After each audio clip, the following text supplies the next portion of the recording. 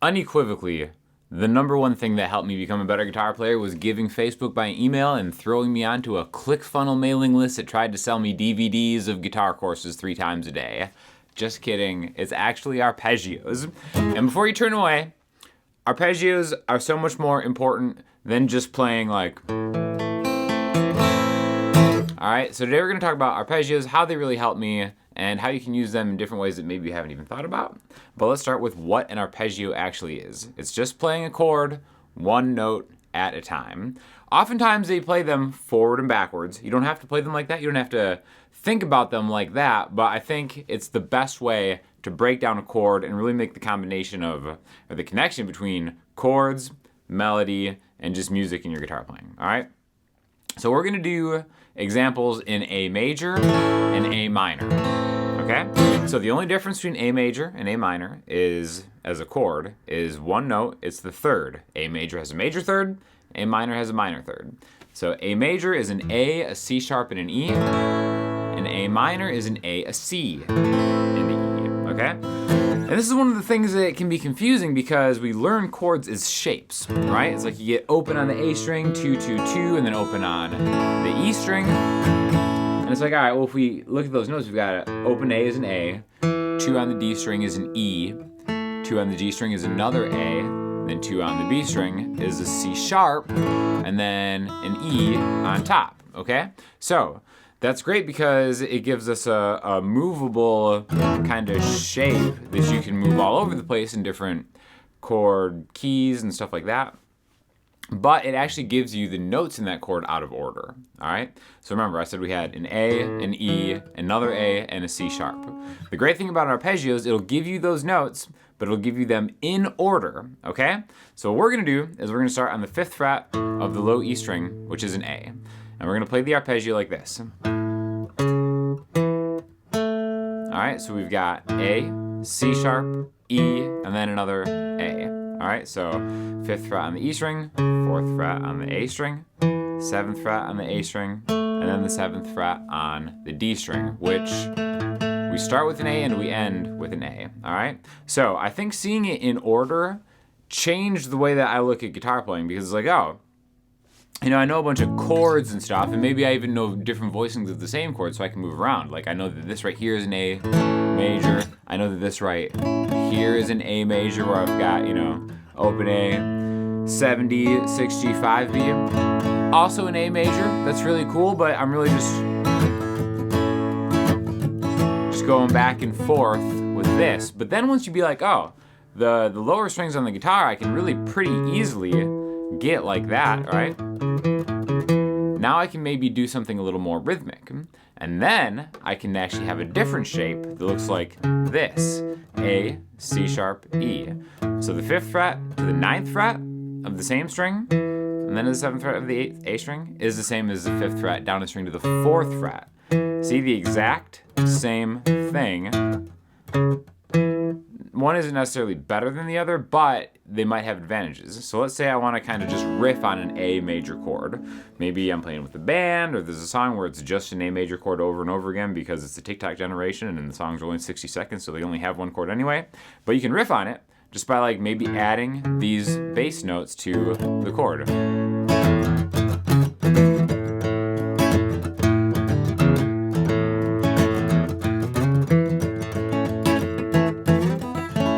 And then it's like, all right, well now I can maybe rhythmically and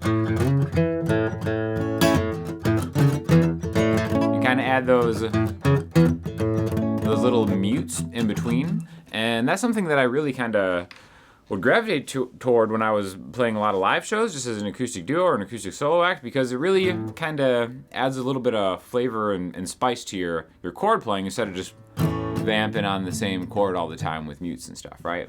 You have these little moving bass lines that come from arpeggios. In fact, a lot of bass playing actually in its simplest form is just outlining a chord using an arpeggio, all right?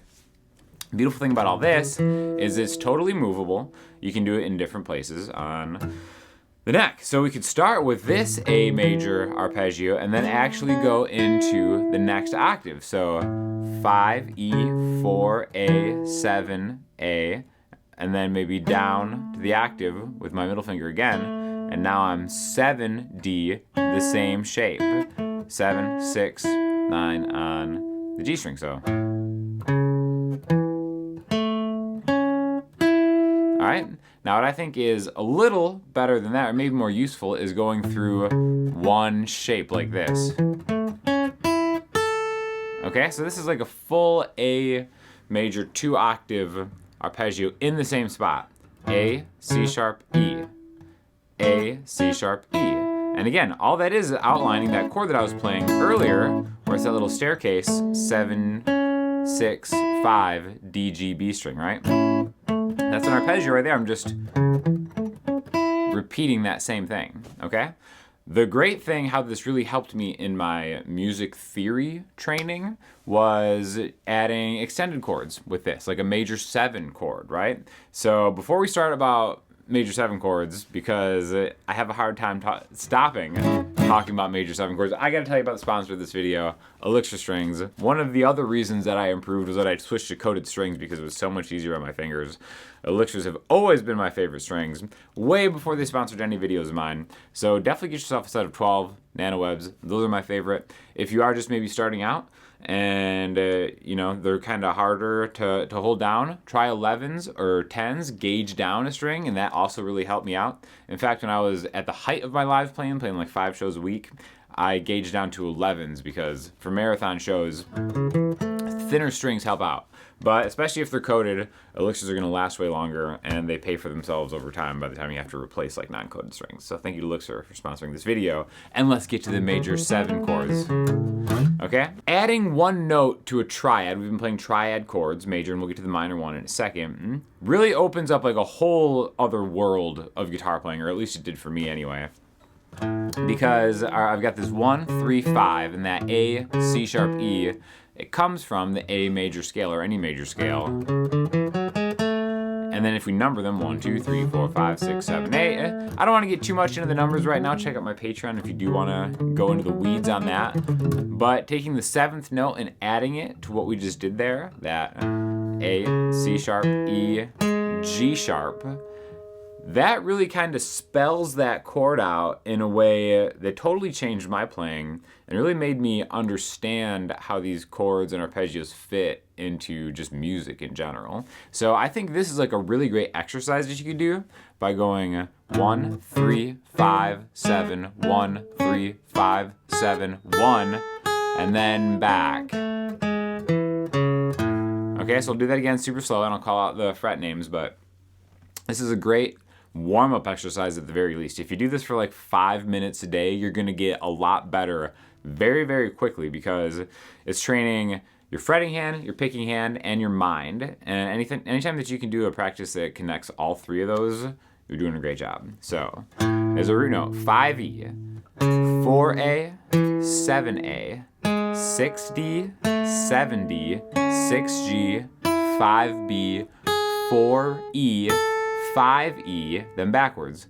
4E, 5B, 6G, 7D, 6D, 7A, 4A, 5E. So all together.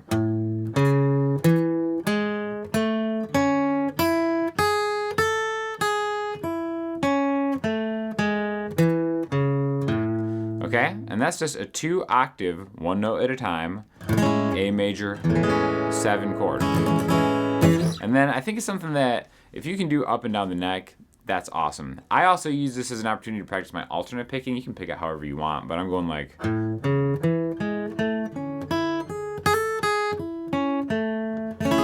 then that 4 to 5, you gotta get that hammer on.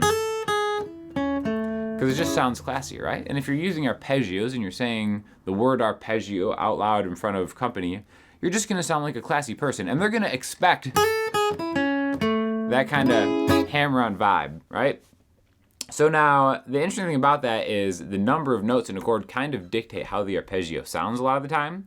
So let's go to a minor arpeggio, right? We're gonna go from A major to A minor. And even though you won't often see a major and minor chord on the same root note, not that it's impossible, you know, a lot of times they do use that in chord progressions, but even though it's not commonly seen, I think it's very helpful to see the same root note be modified from a major to minor context, okay? So the only thing that changes, remember, between major and minor from a chord standpoint is a minor chord has a flat third, a minor third in it. So instead of going from A to C sharp or A to C sharp, 5 to 9 on the same string, or 5 E to 4 A across strings, we're gonna flatten this. So we're gonna go A to C, which if I'm going down a string, I'm gonna go 2 frets back. If I'm staying on the same string, I'm gonna go 3 frets higher from where I started, okay? This is a really cool one for like a 3-note at a time vibe. So what I mean by that is like, okay, 1, 2, 3, 1, 2, 3. That's why I like playing triad arpeggios in 3/4 timing, even though I kind of like just playing everything in 3/4 timing.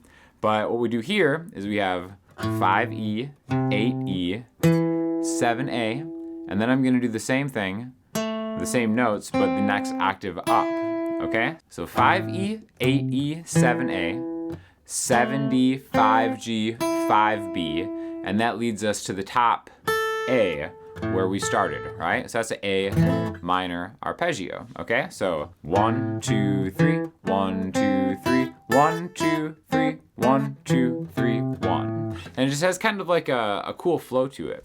And now, one way that this really helped me play live was to realize, okay, A and C, it may sound kind of silly to like come to this realization later, but it's like, oh, C is a note in A minor I can always play. So if you're playing in an open position like this, there's a C right here on the A string, that 3rd fret.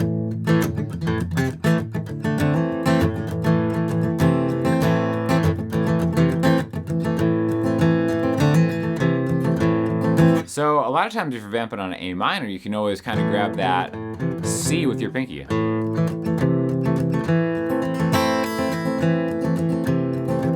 So this is like an example of just playing the bass note as an arpeggio in a strumming pattern, right? So I'm going 1, 2, 3, 1, 2, 3, 1, 2, 3, 1, 2, 3, root 2, 3, C, 2, 3, A.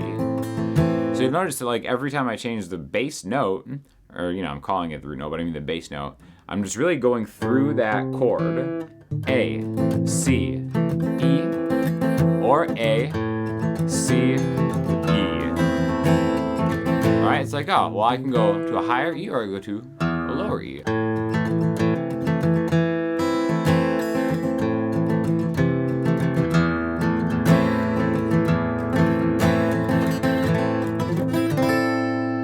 And then go into that shape from that arpeggio. And then the nice thing about the A minor one, I think the interval just being a space between 2 notes, really line up really well in a way that you can kind of see them across one string. There's something about a minor third only being 3 notes, A to C, 5 to 8 on the high E string, 3 notes, A, C, E, and then the 12th fret on the high E string, right? 5, 8, 12, A, C, E. And then another thing that was really interesting is thinking about chords in this way, that this is a chord, all right? Even though I'm playing 1 note at a time, it doesn't sound like a chord. It really is. And that's why guitar can sometimes be a confusing instrument, because you have access to 6 different strings that you can play at one time. And maybe they're just a triad chord, maybe they're only 3 different notes, but you're playing 6 notes, 3 of them just being, the same, maybe getting doubles on them or something like that. Whereas a lot of notes, like a violin, for instance, you just play 1 note at a time most of the time, and then you spell out a chord like that on like a different instrument. So that's kind of like the blessing and a curse of guitar, because you can really get to playing these cool full-bodied chords right away. But, you also might lose a little bit of kind of the basics of just chord building. So again, major is a root note 4 frets higher, and then 3 frets higher. Minor is a root note 3 frets higher, and then 4 frets higher. But again, you still get the 1 to the 5 in the same instance, right? So what I want you to take away from this is really just use Look for Strings, because they sponsor this video and they're really good to me. And also think about these exercises. Or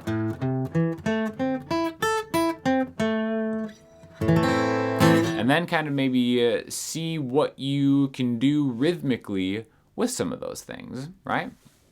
Maybe from that A chord, A, 1, 3, 5, 1, 3, 5, 7.